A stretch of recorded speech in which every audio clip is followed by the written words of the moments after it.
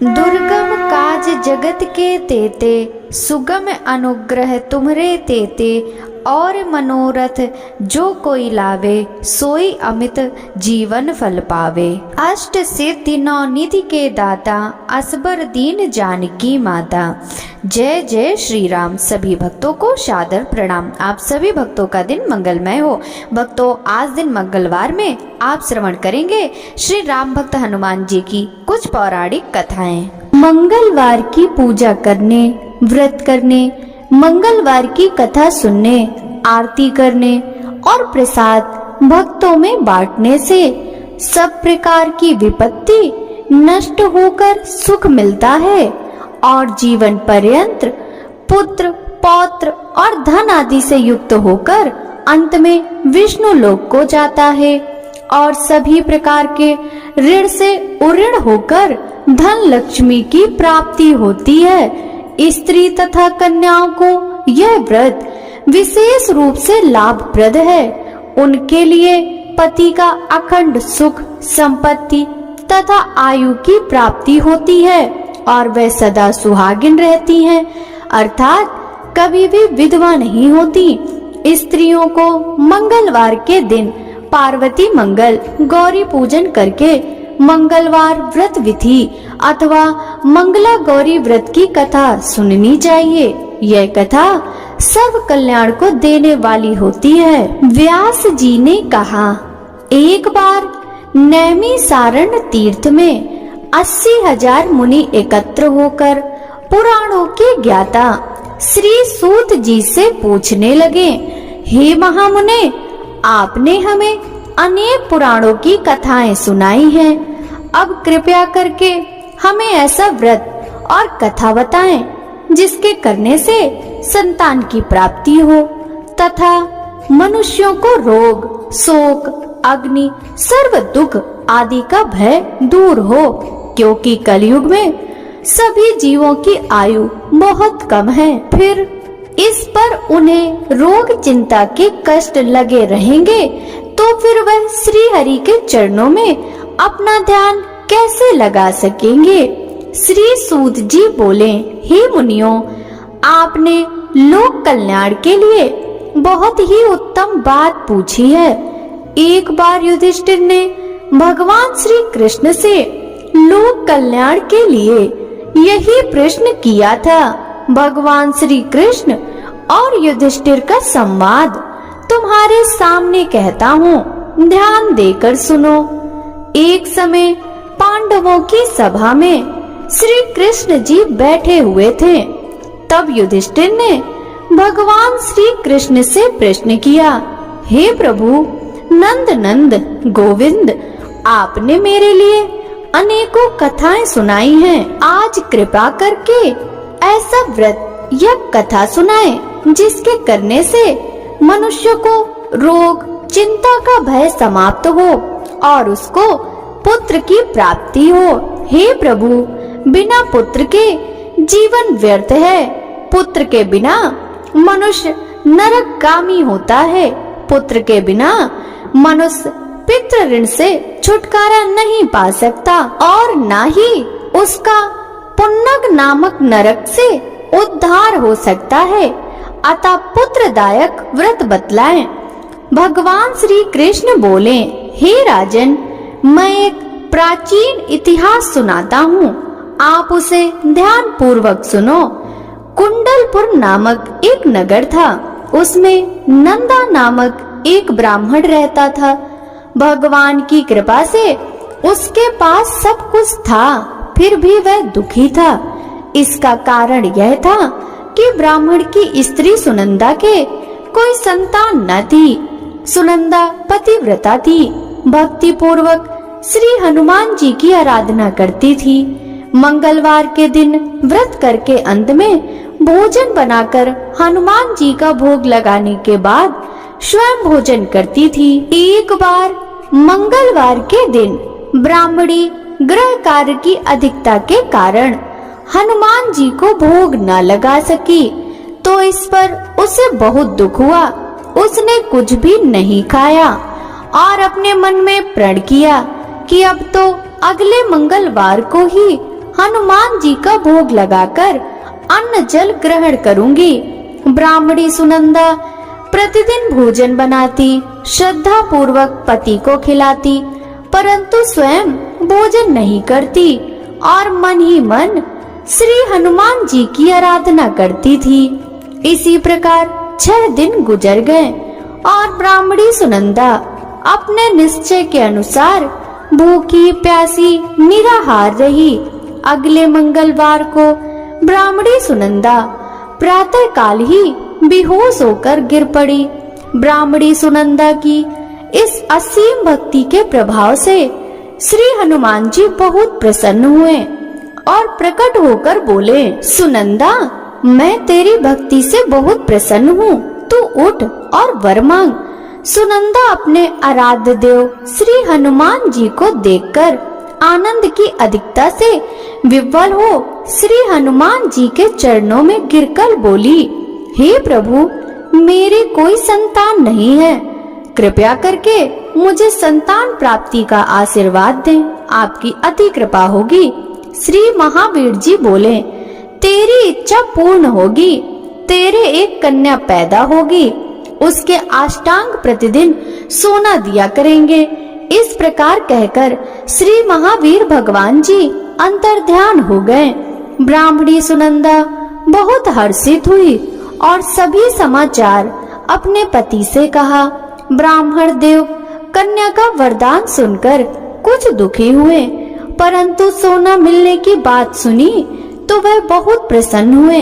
विचार किया कि ऐसी कन्या के साथ मेरी निर्धनता भी समाप्त हो जाएगी। श्री हनुमान जी की कृपा से वह ब्राह्मणी गर्भवती हुई और 10वें महीने में उसे बहुत ही सुंदर पुत्री प्राप्त हुई।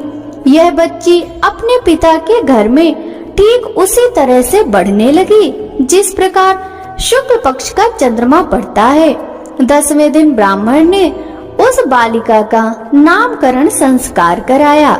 उसके कुल पुरोहित ने उस बालिका का नाम रत्नावली रखा, क्योंकि यह कन्या सोना प्रदान किया करती थी। इस कन्या ने पूर्व जन्म में बड़े ही विधान से मंगल देव का व्रत किया था। रत्नावली का अष्टांग बहुत सा सोना देता था। उस सोने से नंदा ब्राह्मण बहुत ही धनवान हो गया। अब ब्राह्मणी भी बहुत अभिमान करने लगी थी। समय बीतता रहा। अब रत्नावली 10 वर्ष की हो चुकी थी।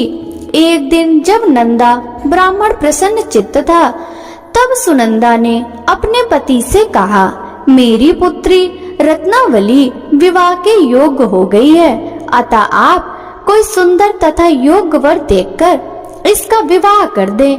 यह सुन ब्राह्मण बोला, अभी तो रत्नावली बहुत छोटी है। तब ब्राह्मणी बोली, शास्त्रों की आज्ञा है कि कन्या 8वें वर्ष में गौरी, 9 वर्ष में रोहिणी, 10वें वर्ष में कन्या, इसके पश्चात रजस्वला हो जाती है। गौरी के दान से पाताल लोक की प्राप्ति होती है, राहणी के दान से वैकुंठ लोक की प्राप्ति होती है, कन्या के दान से इंद्र लोक में सुखों की प्राप्ति होती है। अगर हे पति देव रजस्वला का दान किया जाता है तो घोर नरक की प्राप्ति होती है। इस पर ब्राह्मण बोला, अभी तो रत्नावली मात्र 10 ही वर्ष की है और मैंने तो 16-16 साल की कन्याओं के विवाह कराए हैं, अभी जल्दी क्या है। तब ब्राह्मणी सुनंदा बोली, आपको तो लोभ अधिक हो गया है। शास्त्रों में कहा गया है कि माता पिता और बड़ा भाई रजस्वला कन्या को देखते हैं तो वह अवश्य ही नरकगामी होते हैं। तब ब्राह्मण बोला, अच्छी बात है, कल मैं अवश्य ही योग्य वर की तलाश में अपना दूत भेजूंगा। दूसरे दिन ब्राह्मण ने अपने दूत को बुलाया और आज्ञा दी कि जैसी सुंदर मेरी कन्या है वैसा ही सुंदर उसके लिए वर तलाश करो। दूत अपने स्वामी की आज्ञा पाकर निकल पड़ा। पंपई नगर में उसने एक सुंदर लड़के को देखा। यह बालक एक ब्राह्मण परिवार का बहुत गुणवान पुत्र था। इसका नाम सोमेश्वर था। दूत ने इस सुंदर व गुणवान ब्राह्मण के पुत्र के बारे में अपने स्वामी को पूर्ण विवरण दिया। ब्राह्मण नंदा को भी सोमेश्वर अच्छा लगा और फिर शुभ मुहूर्त में विधि पूर्वक कन्यादान करके ब्राह्मण ब्राह्मणी संतुष्ट हुए। परंतु ब्राह्मण के मन में तो लोभ समाया हुआ था। उसने कन्यादान तो कर दिया, पर वह बहुत खिन्न भी था। उसने विचार किया कि रत्नावली तो अब चली जावेगी और मुझे इससे जो सोना मिलता था वह अब मिलेगा नहीं। मेरे पास जो कुछ धन था वह तो इसके विवाह में खर्च हो गया और जो शेष बचा है वह भी कुछ दिनों पश्चात समाप्त हो जाएगा। मैंने तो इसका विवाह करके बहुत बड़ी भूल कर दी है। अब कोई ऐसा उपाय हो कि रत्नावली मेरे घर में ही बनी रहे, अपनी ससुराल ना जावे। लोभ रूपी राक्षस ब्राह्मण के मस्तिष्क पर छाता जा रहा था। रात भर अपनी सैया पर बेचैनी से करवटे बदलते बदलते उसने एक बहुत ही क्रूर निर्णय लिया। उसने विचार किया कि जब रत्नावली को लेकर उसका पति सोमेश्वर अपने घर के लिए जाएगा तो वह मार्ग में छिपकर सोमेश्वर का वध कर देगा और अपनी लड़की को अपने घर ले जावेगा, जिससे नियमित रूप से उसे सोना भी मिलता रहेगा और समाज का कोई मनुष्य उसे दोष भी नहीं दे सकेगा। प्रातः काल हुआ तो नंदा और सुनंदा ने अपने जमाई तथा लड़की को बहुत सारा धन देकर विदा किया। सोमेश्वर अपनी पत्नी रत्नावली को लेकर ससुराल से अपने घर की तरफ चल दिया। ब्राह्मण नंदा महालोभ के वशीभूत हो अपनी मति खो चुका था। पाप पुण्य को उसे विचार न रहा था। अपने भयानक व क्रूर निर्णय को कार्य रूप देने के लिए उसने अपने दूत को मार्ग में अपने जमाई का वध करने के लिए भेज दिया था, ताकि रत्नावली से प्राप्त होने वाला सोना उसे हमेशा मिलता रहे और वो कभी निर्धन ना हो। ब्राह्मण के दूत ने अपने स्वामी की आज्ञा का पालन करते हुए उसके जमाई सोमेश्वर का मार्ग में ही वध कर दिया। समाचार प्राप्त कर ब्राह्मण नंदा मार्ग में पहुंचा और रुदन करती हुई अपनी पुत्री रत्नावली से बोला, हे पुत्री, मार्ग में लुटेरों ने तेरे पति का वध कर दिया। भगवान की इच्छा के आगे किसी का कोई वश नहीं चलता। अब तू घर चल, वहाँ पर ही रहकर शेष जीवन व्यतीत करना। जो भाग्य में लिखा है वही होगा। अपने पति की अकाल मृत्यु से रत्नावली बहुत दुखी हुई। करुण क्रंदन व रुदन करते हुए अपने पिता से बोली, हे पिताजी, इस संसार में जिस स्त्री का पति नहीं है उसका जीना व्यर्थ है। मैं अपने पति के साथ ही अपने शरीर को जला दूंगी और सती होकर अपने इस जन्म को, माता पिता के नाम को तथा सास ससुर के यश को सार्थक करूंगी। ब्राह्मण नंदा अपनी पुत्री रत्नावली के वचनों को सुनकर बहुत दुखी हुआ। विचार करने लगा, मैंने व्यर्थ ही जमाई वध का पाप अपने सिर लिया।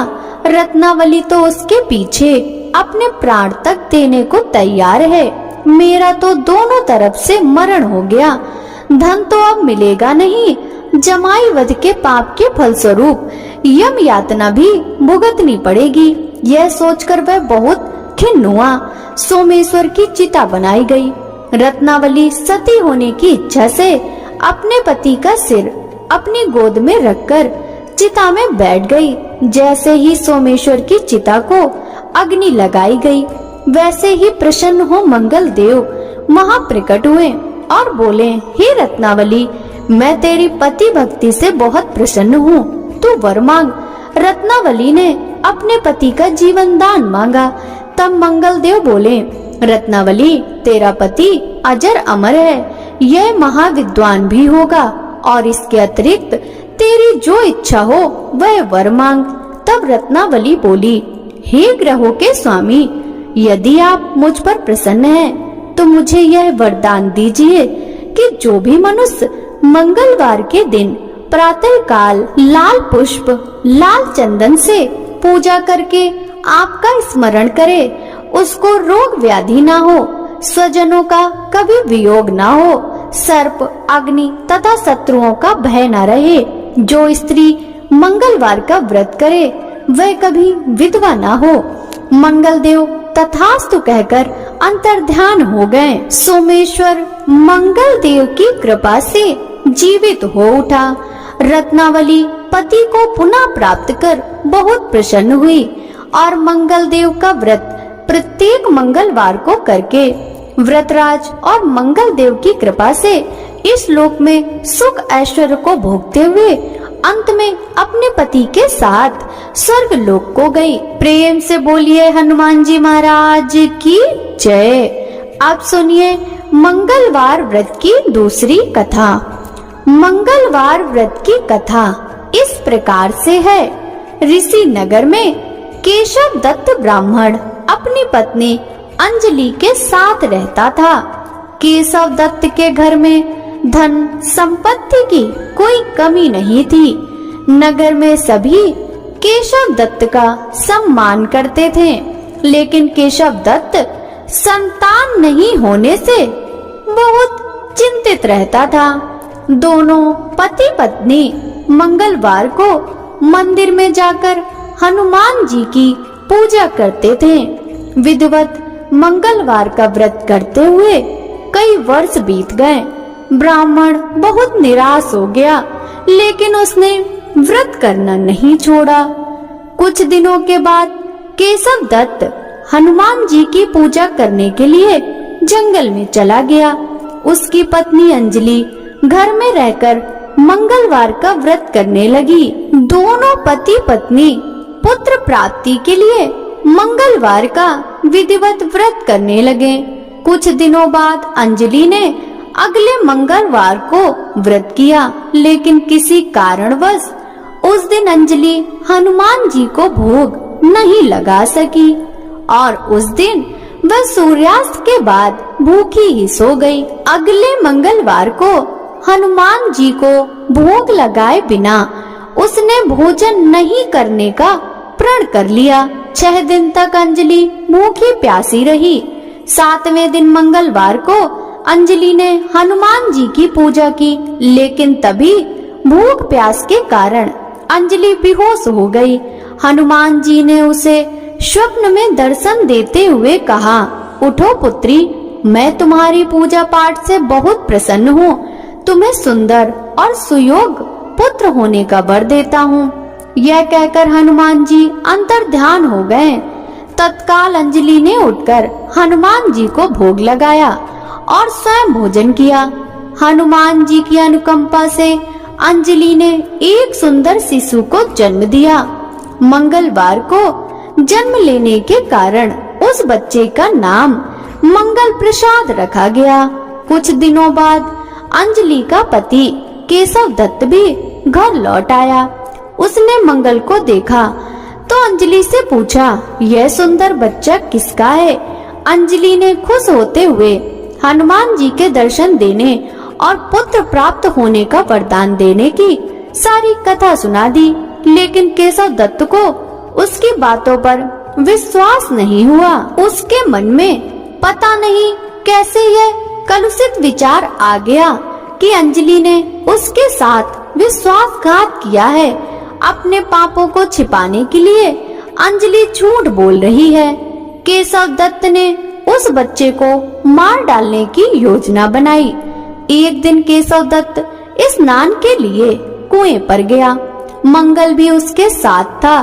केशव दत्त ने मौका देखकर मंगल को कुएं में फेंक दिया और घर आकर बहाना बना दिया कि मंगल तो कुएं पर मेरे पास पहुंचा ही नहीं।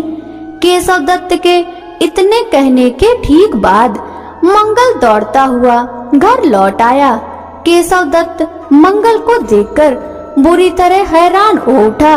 उसी रात हनुमान जी ने केशव दत्त को स्वप्न में दर्शन देते हुए कहा, तुम दोनों के मंगलवार के व्रत करने से प्रसन्न होकर पुत्र जन्म का वर मैंने दिया था, फिर तुम अपनी पत्नी को उल्टा क्यों समझते हो? उसी समय केशव दत्त ने अंजलि को जगाकर उससे क्षमा मांगते हुए स्वप्न में हनुमान जी के दर्शन देने की सारी कहानी सुनाई। केशव दत्त ने अपने बेटे को हृदय से लगाकर बहुत प्यार किया। उस दिन के बाद सभी आनंद पूर्वक रहने लगे। मंगलवार का विधिवत व्रत करने से केशव दत्त और उनके सभी कष्ट दूर हो गए। इस तरह जो स्त्री पुरुष विधिवत मंगलवार का व्रत करके कथा सुनते हैं, हनुमान जी उनके सभी कष्ट दूर करके घर में धन संपत्ति का भंडार भर देते हैं। शरीर के सभी रक्त विकार के रोग भी नष्ट हो जाते हैं। प्रेम से बोलिए हनुमान जी महाराज की जय। भक्तों, अब सुनिए राम नाम की महिमा। लंकापति रावण के वध के बाद जब अयोध्यापति प्रभु श्री राम की कीर्ति दूर दूर तक फैल रही थी और वह मर्यादा पुरुषोत्तम कहलाने लगे थे, तब एक दिन महादेव शिव की इच्छा भी मर्यादा पुरुषोत्तम श्री राम से मिलने की हुई। पार्वती जी को संग लेकर महादेव कैलाश पर्वत से उतरकर अयोध्या नगरी के रास्ते पर चल पड़े। भगवान शिव और माँ पार्वती को अयोध्या आया देखकर राम जी बहुत खुश हुए। माता जानकी ने उनका उचित आदर सत्कार किया और स्वयं भोजन बनाने के लिए रसोई में चली गईं। इस बीच भगवान शिव ने श्री राम जी से पूछा, आपके सेवक हनुमान जी दिखाई नहीं पड़ रहे हैं। श्री राम जी बोले, वे बगीचे में हैं। शिव जी ने श्री राम जी से बगीचे में जाने की अनुमति मांगी और पार्वती जी का हाथ थामकर बगीचे में आ गए। बगीचे की खूबसूरती देखकर उनका मन मोहित हो गया। आम के एक घने वृक्ष के नीचे हनुमान जी दीन दुनिया से बेखबर गहरी नींद में सोए थे और एक लय में खर्राटों से राम नाम की ध्वनि उठ रही थी। चकित होकर शिवजी और माता पार्वती एक दूसरे की ओर देखने लगे। माता पार्वती मुस्कुरा उठी और वृक्ष की डालियों की ओर इशारा किया। राम नाम सुनकर पेड़ की डालियां भी झूमने लगी थी और इनके बीच से भी राम नाम उच्चारित हो रहा था। शिवजी इस राम नाम की धुन में मस्त मगन होकर खुद भी राम राम कहकर नाचने लगे। माता पार्वती जी ने भी अपने पति का अनुसरण किया और अपने कोमल पैर थिरकाने लगी। शिवजी और पार्वती जी के नृत्य से ऐसी झनकार उठी कि स्वर्ग लोक के देवता गण भी आकर्षित होकर बगीचे में आ गए और राम नाम की धुन में सभी मस्त हो गए। माता जानकी भोजन तैयार करके प्रतीक्षारत थी, परंतु संध्या गिरने तक भी अतिथि नहीं पधारे। तब अपने देवर लक्ष्मण जी को बगीचे में भेजा। लक्ष्मण जी तो स्वयं को श्री राम का सेवक ही मानते थे, अतः बगीचे में आकर जब उन्होंने धरती पर स्वर्ग का नजारा देखा तो खुद भी राम नाम की धुन में झूम उठे। महल में माता जानकी परेशान हो रही थी कि अभी तक भोजन ग्रहण करने को कोई भी आया क्यों नहीं। उन्होंने श्री राम जी से कहा, भोजन ठंडा हो रहा है, चलिए हम ही जाकर बगीचे में से सभी को ले आएं। जब राम जी बगीचे में गए तो वहाँ राम नाम की धूम मची हुई थी। हनुमान जी गहरी नींद में सोए हुए थे और उनके खर्राटों से अभी तक राम नाम निकल रहा था। श्री राम भाव विह्वल हो उठे। राम जी ने हनुमान जी को नींद से जगाया और प्रेम से उनकी तरफ निहारने लगे। हनुमान जी प्रभु को आया देख शीघ्रता से उठ खड़े हुए। नृत्य की सभा भंग हो गई। शिव जी खुले कंठ से हनुमान जी की राम भक्ति की सराहना करने लगे। हनुमान जी सकुचाए लेकिन मन ही मन खुश हो रहे थे कि सिया राम ने भोजन करने का आग्रह भगवान शिव जी से किया। सभी लोग महल में भोजन करने के लिए चल पड़े। माता जानकी भोजन परोसने लगी। हनुमान जी को भी श्री राम जी ने पंक्ति में बैठने का आदेश दिया। हनुमान जी बैठ तो गए, परंतु आदत ऐसी थी कि राम जी के भोजन करने के उपरांत ही सभी लोग भोजन करते थे। आज श्री राम जी के आदेश से पहले भोजन करना पड़ रहा था। माता जानकी हनुमान जी को भोजन परोसती जा रही थी, पर हनुमान जी का पेट ही नहीं भर रहा था। सीता जी कुछ समय तक तो उन्हें भोजन परोसती रही, फिर समझ गई कि इस तरह से तो हनुमान जी का पेट नहीं भरेगा।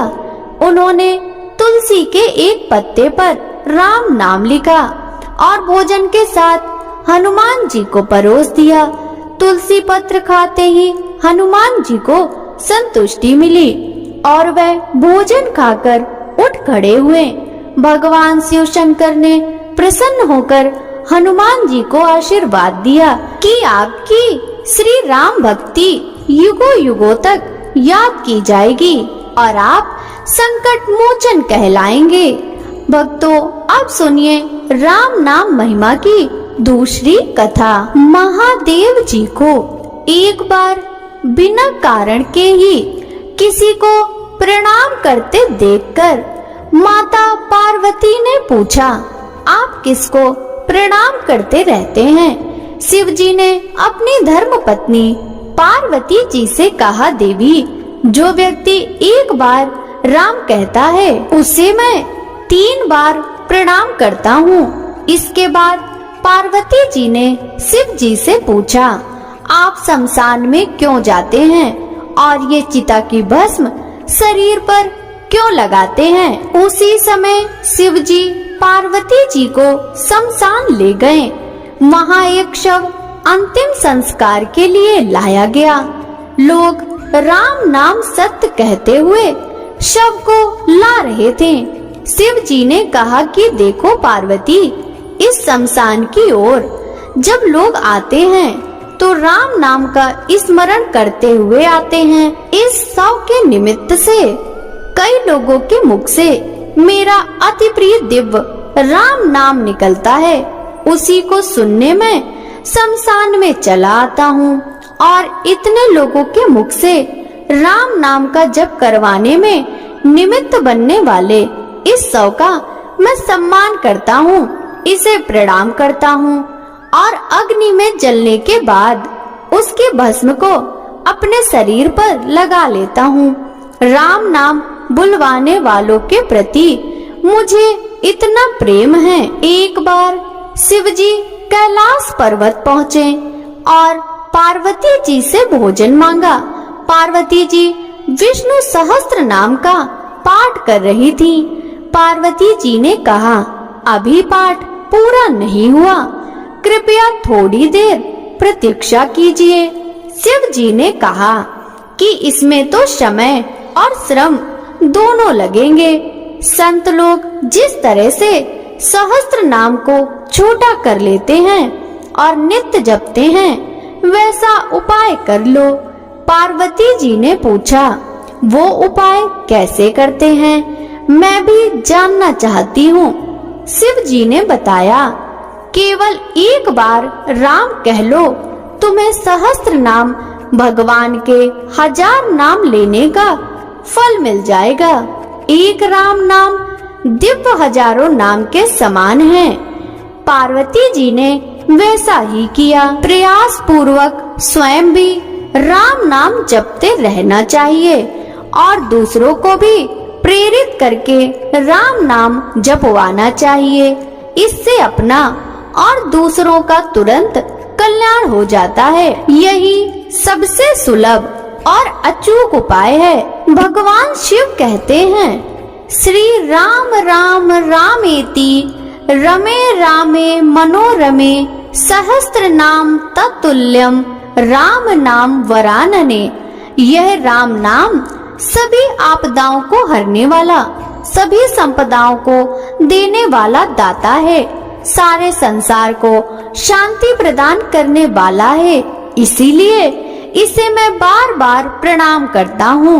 भवसागर के सभी समस्याओं और दुख के बीजों को भूंज के रख देने वाला, समूल नष्ट कर देने वाला, सुख संपत्तियों को अर्जित करने वाला, यमदूतों को खदेड़ने वाला केवल राम नाम का जप है। इसीलिए हमारे देश में प्रणाम राम राम कहकर किया जाता है।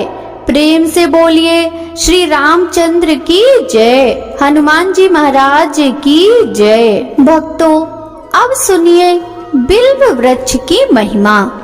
नारद जी ने एक बार भोलेनाथ की स्तुति कर पूछा, प्रभु आपको प्रसन्न करने के लिए सबसे उत्तम और सुलभ साधन क्या है?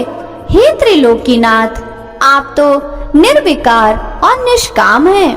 आप सहज ही प्रसन्न हो जाते हैं। फिर भी मेरी जानने की इच्छा है कि आपको क्या प्रिय है। शिव जी बोले, नारद जी वैसे तो मुझे भक्त के भाव सबसे प्रिय हैं। फिर भी आपने पूछा है तो बताता हूँ। मुझे जल के साथ साथ बिल्व पत्र बहुत प्रिय हैं। जो अखंड बिल्व पत्र मुझे श्रद्धा से अर्पित करते हैं, मैं उन्हें अपने लोक में स्थान देता हूँ।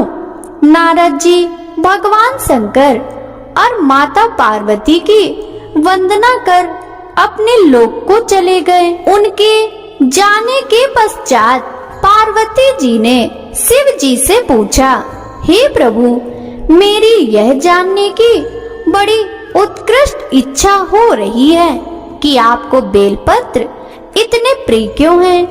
कृपया करके मेरी जिज्ञासा शांत करें। शिव जी बोले, हे शिवे, बिल्व के पत्ते मेरी जटा के समान हैं। उसका त्रिपत्र यानी 3 पत्ते ऋग्वेद, यजुर्वेद और सामवेद हैं। शाखाएं समस्त शास्त्र का रूप हैं। बिल्व वृक्ष को आप पृथ्वी का कल्प वृक्ष समझे, जो ब्रह्मा विष्णु शिव स्वरूप हैं। हे पार्वती, स्वयं महालक्ष्मी ने शैल पर्वत पर बिल्व वृक्ष रूप में जन्म लिया था। इस कारण भी बेल का वृक्ष मेरे लिए अति प्रिय है। महालक्ष्मी ने बिल्व का रूप धरा। यह सुनकर पार्वती जी कौतूहल में पड़ गईं। पार्वती जी कौतूहल से उपजी जिज्ञासा को रोक न पाई। उन्होंने पूछा, देवी लक्ष्मी ने आखिर बिल्व वृक्ष का रूप क्यों लिया?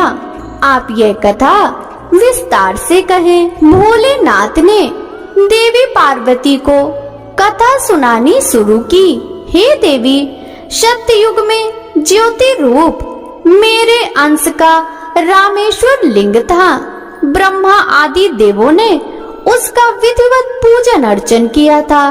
इसका परिणाम यह हुआ कि मेरे अनुग्रह से वाणी देवी सबकी प्रिया हो गई।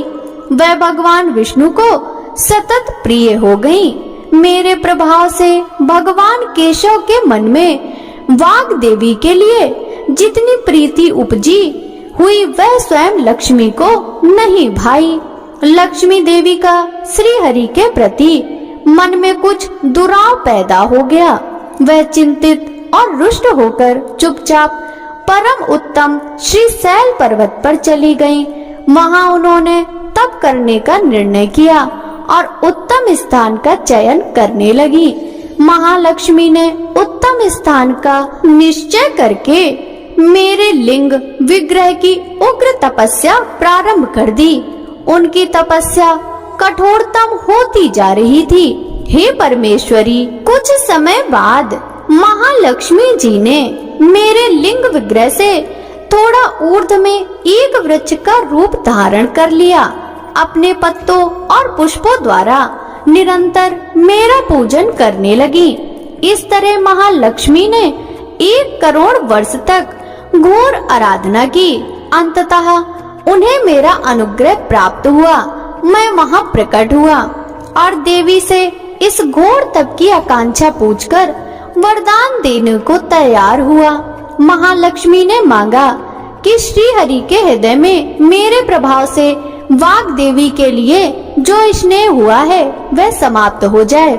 शिव जी बोले, मैंने महालक्ष्मी को समझाया कि श्री हरि के हृदय में आपके अतिरिक्त किसी और के लिए कोई प्रेम नहीं है।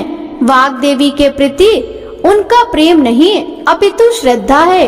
यह सुनकर लक्ष्मी जी प्रसन्न हो गईं और पुनः श्री विष्णु के हृदय में स्थित होकर निरंतर उनके साथ विहार करने लगी। हे पार्वती, महालक्ष्मी के हृदय का एक बड़ा विकार इस प्रकार दूर हुआ था। इस कारण हरि प्रिया उसी वृक्ष रूप में सर्वदा अतिशय भक्ति से भरकर यत्न पूर्वक मेरी पूजा करने लगी। हे पार्वती, इसी कारण बिल्व का वृक्ष, उसके पत्ते, फल फूल आदि मुझे बहुत प्रिय हैं। मैं निर्जन स्थान में बिल्व वृक्ष का आश्रय लेकर रहता हूँ। बिल्व वृक्ष को सदा सर्व तीर्थमय एवं सर्वदेवमय मानना चाहिए, इसमें तनिक भी संदेह नहीं है। बिल्व पत्र, बिल्व फूल, बिल्व वृक्ष अथवा बिल्व काष्ठ के चंदन से जो मेरा पूजन करता है वह भक्त मेरा प्रिय है।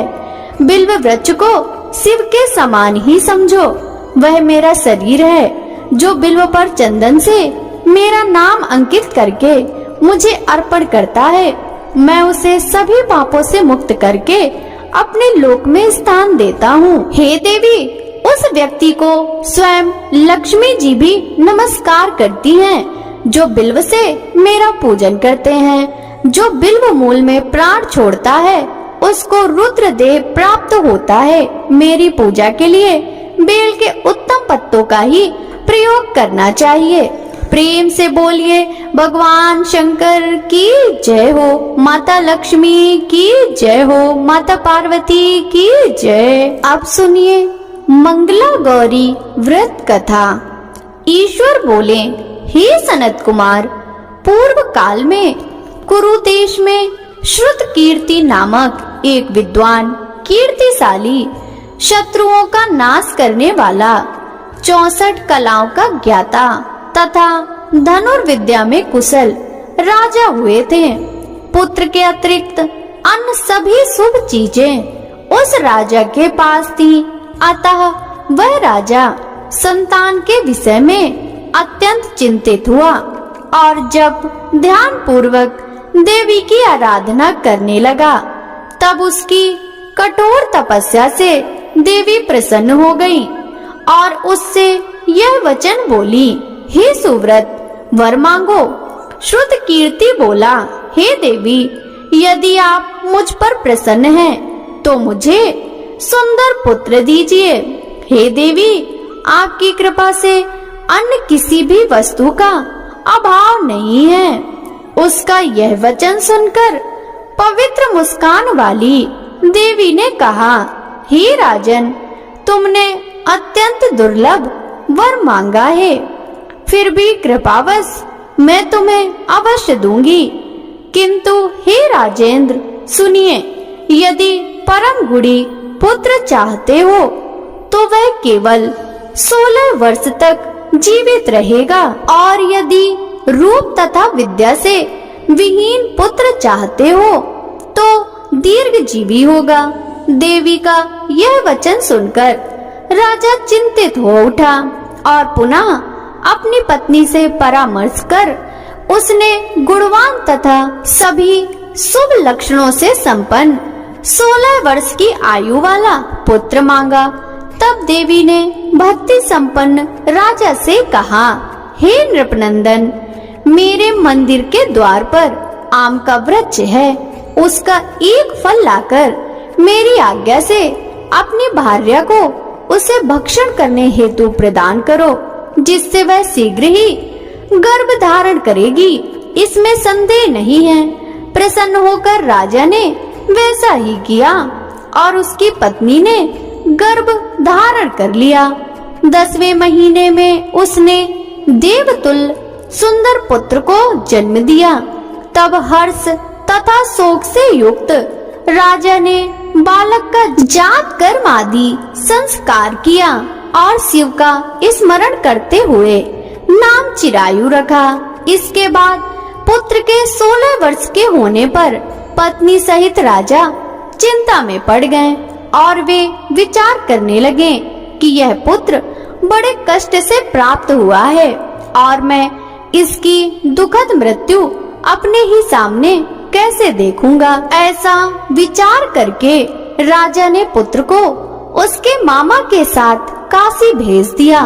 प्रस्थान के समय राजा की पत्नी ने अपने भाई से कहा कि कार्पटिक का वेश धारण करके आप मेरे पुत्र को काशी ले जाइए।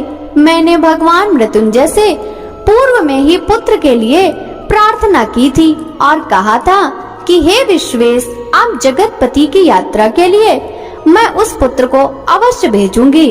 अतः आप मेरे पुत्र को आज ही ले जाइए और सावधानी पूर्वक इसकी रक्षा कीजिएगा। अपनी बहन की यह बात सुनकर भांजे के साथ वह चल पड़ा। कई दिनों तक चलते चलते वह आनंद नामक नगर में पहुंचा। वहाँ सभी प्रकार की समृद्धियों से संपन्न वीरसेन नाम वाला राजा रहता था। उस राजा की एक सर्वलक्षण संपन्न युवावस्था प्राप्त मनोहर तथा रूप लावण्यमयी मंगला गौरी नामक कन्या थी। सभी उपमानों को तुच्छ कर के सौंदर्य अभिवृत्ति को प्राप्त कर वह कन्या किसी समय सखियों के साथ नगर के उपवन में क्रीड़ा करने के लिए गई हुई थी। उसी समय वह चिरायु तथा उसका मामा वे दोनों भी वहां पहुंच गए और उन कन्याओं को देखने की लालसा से वहीं विश्राम करने लगे। इसी बीच विनोद पूर्वक क्रीड़ा करती हुई उन कन्याओं में से किसी ने कुपित होकर राजकुमारी को रांडा यह कुवचन कह दिया। तब उस अशुभ वचन को सुनकर राजकुमारी ने कहा, तुम अनुचित बात क्यों बोल रही हो? मेरे कुल में तो इस प्रकार की कोई नहीं है। मंगला गौरी की कृपा से तथा उनके व्रत के प्रभाव से विवाह के समय जिसके सर पर मेरे हाथ से अक्षत पड़ेंगे, हे सखी, वह यदि अल्प आयु वाला होगा तो भी चिरंजीवी हो जाएगा। इसके बाद वह सभी कन्याएं अपने अपने घर को चली गईं। उसी दिन राजकुमारी का विवाह था। बाहलिक देश के दृढ़धर्मा नामक राजा के सुकेतु नाम वाले पुत्र के साथ उसका विवाह निश्चित किया गया था। वह सुकेतु विद्याहीन, कुरूप तथा बहरा था। तब सुकेतु के साथ आए हुए उन लोगों ने विचार किया कि इस समय कोई दूसरा श्रेष्ठ वर ले जाना चाहिए और विवाह संपन्न हो जाने के बाद वहाँ सुकेतु पहुँच जाए। उन लोगों ने चिरायु के मामा के पास जाकर याचना की कि आप इस समय यह बालक हमको दे दीजिए, जिससे हमारा यह कार्य सिद्ध हो जाए। इस पृथ्वी पर परोपकार के समान दूसरा कोई धर्म नहीं है। उनकी बात सुनकर चिरायु का मामा मन ही मन बहुत प्रसन्न हुआ, क्योंकि इसने उपवन में पहले ही कन्या मंगला गौरी की बात सुन ली थी। फिर भी उसने एक बार कहा कि आप लोग इसे किस लिए मांग रहे हैं? कार्य की सिद्धि हेतु वस्त्र, अलंकार आदि मांगे जाते हैं, वर तो कहीं भी नहीं मांगा जाता।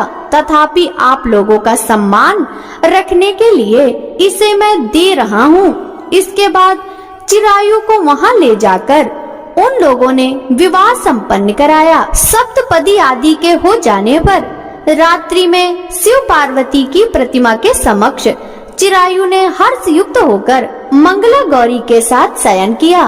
उसी दिन चिरायु के 16 वर्ष पूर्ण हो चुके थे और अर्धरात्रि में साक्षात काल सर्प रूप में वहां आ गया। इसी बीच संयोगवश राजकुमारी जाग गई। उसने उस महासर्प को वहां देखा और वह भय से व्याकुल होकर कांपने लगी। तभी उस कन्या ने धैर्य धारण कर 16 उपचारों से सर्प की पूजा की और पीने के लिए उसे दूध दिया उसने दीनता भरी वाणी में उस सर्प से प्रार्थना तथा स्तुति की। मंगला गौरी प्रार्थना करने लगी कि मैं उत्तम व्रत को करूंगी जिससे मेरे पति जीवित रहें। ये जिस तरह से चिरकाल तक जीवित रहें, आप वैसा कीजिए। इतने में सर्प वहां स्थित एक कमंडलू में प्रवेश कर गया और उस मंगला गौरी ने अपनी कंचुकी से उस कमंडलू का मुंह बांध दिया। इसी बीच उसका पति अंगड़ाई लेकर जाग गया और अपनी पत्नी से बोला, हे प्रिय, मुझे भूख लगी है।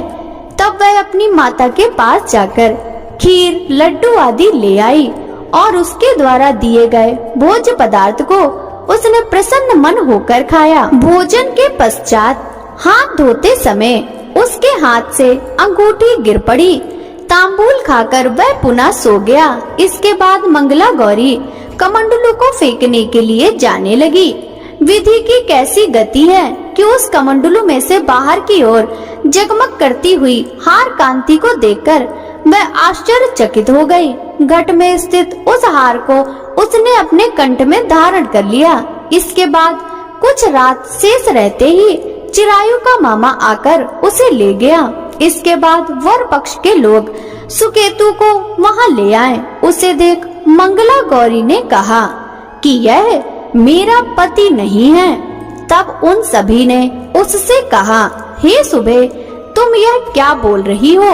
यहाँ तुम्हारा कोई परिचायक हो तो उसे हम लोगों को बताओ। मंगला गौरी बोली, जिसने रात्रि में 9 रत्नों से बनी अंगूठी दी है, उसकी अंगुली में इसे डालकर परिचायक निशानी देख ले। मेरे पति ने रात्रि में मुझे जो हार दिया था उसके रत्नों का समुदाय कैसा है, इस बात को यह बताए। यह तो कोई अन्न ही है। इसके अतिरिक्त रात्रि में आम सींचते समय उनका पैर कुमकुम से लिप्त हो गया था। अब वह मेरी जांघ पर अब भी विद्यमान है। उसे आप लोग शीघ्र ही देख लें। साथ ही रात में परस्पर भाषण तथा भोजन आदि जो कुछ किया गया था उसे भी यह बता दे, तब यह निश्चय ही मेरा पति है। इस प्रकार उसका वचन सुनकर सभी ठीक है कहने लगे। किंतु जब एक भी बात न मिली तब सभी ने सुकेतु को उसका पति होने से निषिद्ध कर दिया और वर पक्ष वाले जिस तरह से आए थे उसी तरह से चले गए।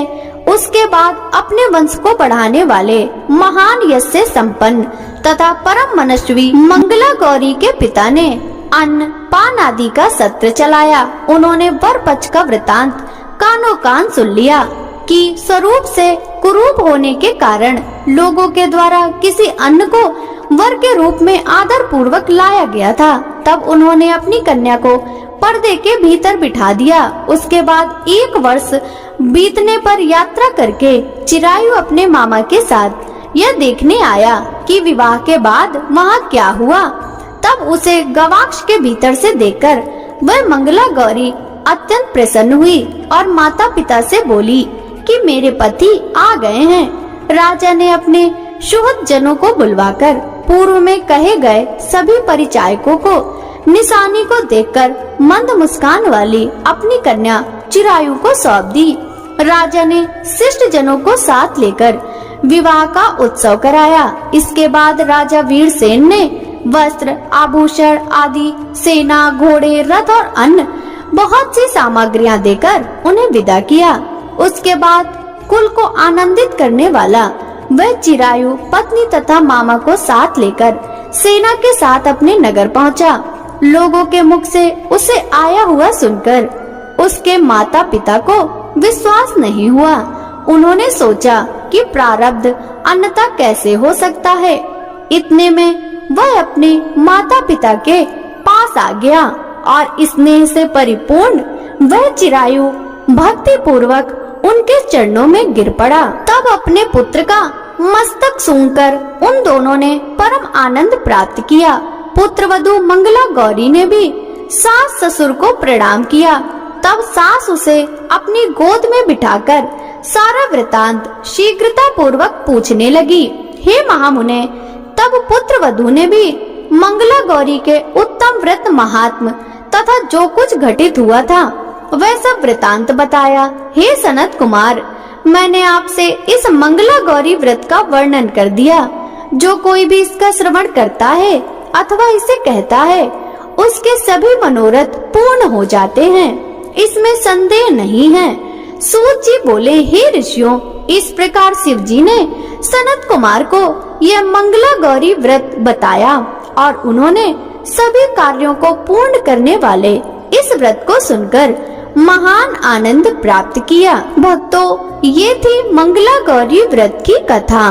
प्रेम से बोलिए माँ मंगला गौरी की जय। बोलिए भगवान श्री रामचंद्र की जय।